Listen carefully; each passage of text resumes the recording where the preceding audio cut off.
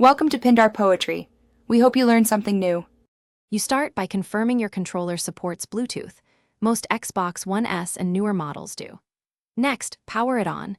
Install fresh AA batteries or a charged pack so pairing won't fail. On your PC or phone, enable Bluetooth and make sure the OS and Xbox wireless drivers are up to date. Once done, you're ready to initiate pairing.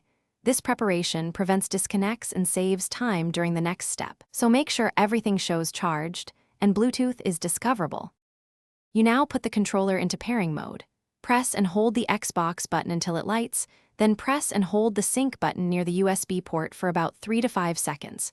You'll know it worked when the Xbox button blinks rapidly. That blink is the controller advertising via Bluetooth. On your PC or phone, open Bluetooth settings, scan for devices, and look for Xbox wireless controller. Select it to pair. The steady light confirms a successful connection and ready input. You finish by selecting Xbox wireless controller in your device list and confirming the connection. The Xbox light should go solid. Test inputs inside a game or the system's controller tester to verify buttons, triggers, and sticks respond correctly. If the controller won't pair or drops, remove or forget the device, restart Bluetooth, then repeat pairing.